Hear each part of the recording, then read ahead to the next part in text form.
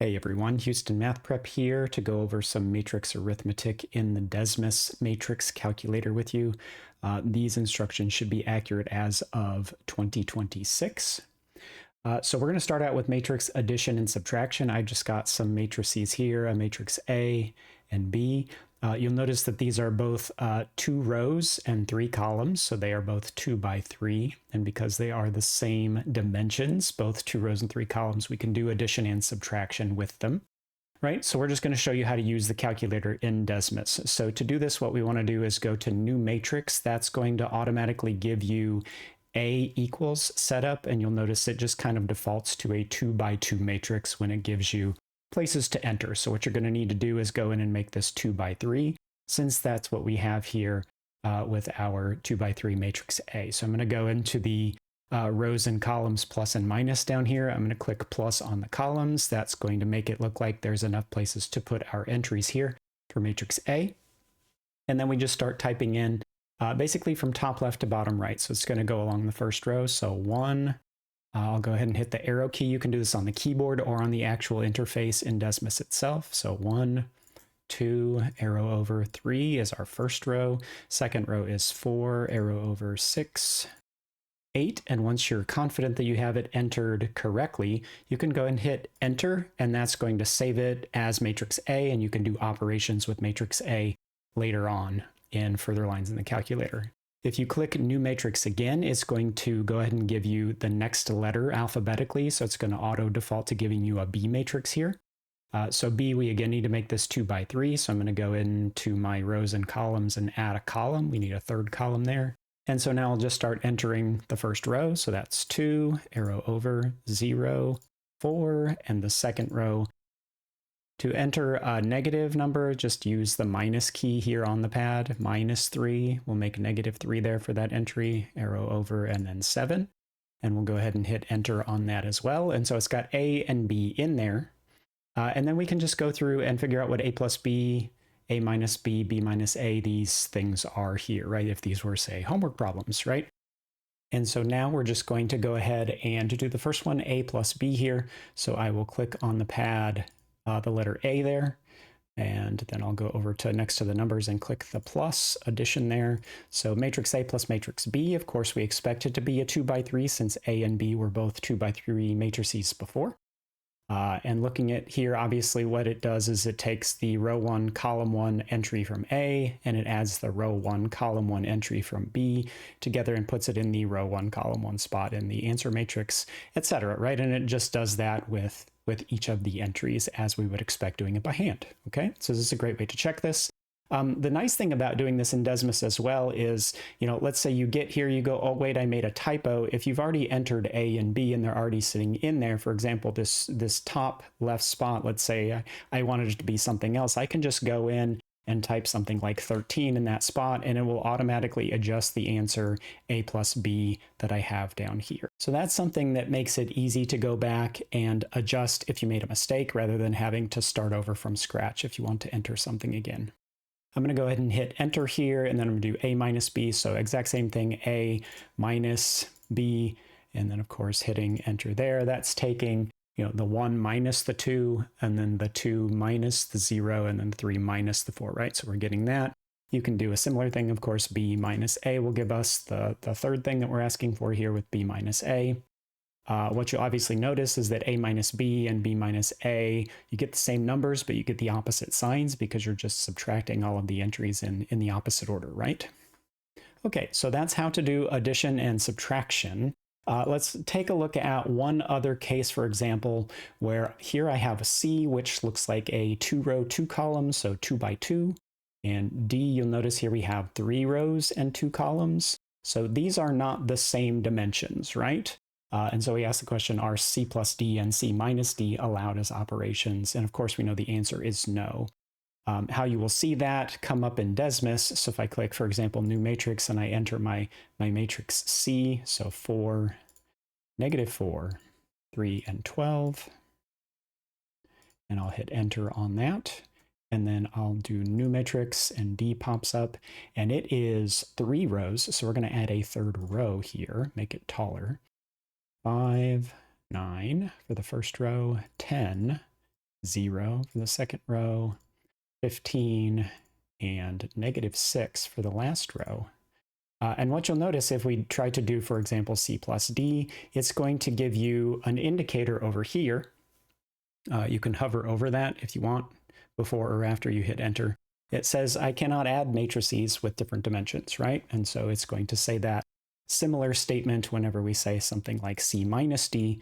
Of course, with add and subtract, we need the matrices that we're doing that operation with to be the same dimension, so that every spot in matrix C has something to go with in matrix D. So this one, it says cannot subtract matrices with different dimensions. So we get a similar error, and for the same reason, right? For those operations with matrices. Let's move on now to scalar multiplication, which is the idea of just multiplying a matrix by a real number, right? So I'm going to keep my matrix C and D here. And so our first question here with scalar multiplication is just, what is 7 times matrix C, right? That's easy to do here. We've already entered matrix C. It's up here. And so I'm going to go ahead and keep that. And all I really need to do is just say 7C. You can do 7 times C if you want, or if I back up, I can just say 7C, and that's fine as well. And it will automatically know that that's scalar multiplication because you have a number next to a matrix. And of course, so all this does is just taking every entry in matrix C and multiplying it by 7. And so we get 28, -28, 21, 84 for this answer. Okay, we'll go ahead and hit enter, and then we'll look at the last one. What is -3 times D? Of course, I can use the minus sign for my negative. It will interpret it correctly, -3, and just click D. And so -3 being next to D tells it to multiply. And so basically it's taking, every entry, the 5 times the -3 and the 9 times the -3, etc. Everything is multiplied by -3. And so we get matrices of the same size as the original. It's just that everything is multiplied by that scalar. Okay, and then let's go ahead and take a look at the last piece of arithmetic that we want to make sure you can check yourself with in Desmos, which is matrix multiplication. And so I've got 2 new matrices here that I'm going to enter, E and F. I've just kind of done this alphabetically, so it's easy to hit new matrix and do that. So I'm going to put a new matrix.